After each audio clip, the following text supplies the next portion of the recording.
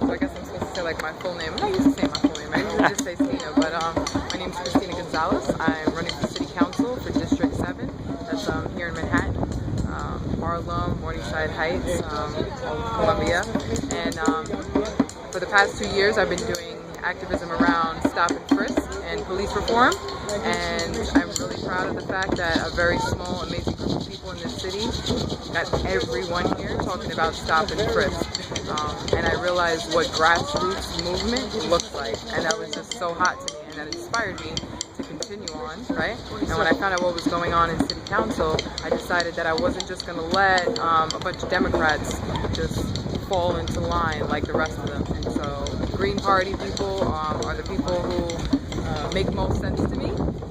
Actually, Jill Stein and Sherry Honkala, when they were running for president and vice president, that really inspired me to do something as far as politics goes, and that's why I decided that city politics, local politics is where it's at. Those are the people that make the most decisions, and I think that's why when I was in public school in New York City for my whole life, I was never told about local politics because they didn't want me to be a part of it. So right now this is like a protest what I'm doing by running for city council. They didn't want me to know about this, they didn't want me to be a part of it, and now I'm going to be. And so what happens is Mark Levine, right, who got hundreds of thousands of dollars from all kinds of super PACs, including Jobs for New York.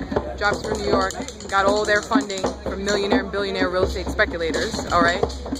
That's the guy who won the Democratic nomination. He's not from this city. He received an Ivy League education, all right? He doesn't even live in the district right now, and he thinks that he knows best how to represent the people of this community. I think he may be a nice guy, but I don't think he knows what the people of this community need. I am someone who comes from a community just like this one, and I know what the people of this community need, and I know what it looks like to have grassroots movement take place and change a whole city, and that's what we're trying to do right now.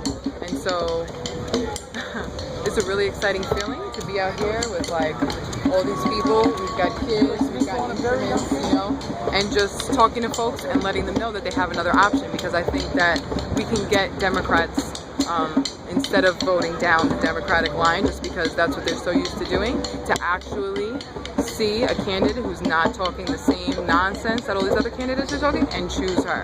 And the Green Party is the way to go. Green Party does not accept corporate dollars whatsoever. And it really says a lot when you see that you got this guy, a white man who has lived a life of privilege, who's now going to pretend that a young Latina is not running in the same district as him. Like, he's pretending that the race is over. He already said that on his webpage. That's not true, Mark. That's a lie, and you know it. And also, him and several other city council people came out to denounce the spending that Jobs for New York did on their behalf, but they didn't come out until after the primary elections were over. And to me, that's dishonest, because you already won the race, and there was a black woman who came in second, and there was a Hispanic man who came in third, and to me it seems like he came in and he stole that race from them. And if he was being honest, he would say, I don't accept this position because it was won unfairly. That's what he should be doing. If he really wanted to denounce his white privilege, that's what he would do. And I want Mark Levine to come with me and have a debate. We can have it here at Columbia. We can have it in front of the Grant Houses right here on 125th Street. We can have it on a corner. We can go on Nellie Bailey's show. We can do it there. But we should have a debate, because I want to sit down with him and talk about real issues. And that's what I'm challenging him to right now. So you got to go to your office.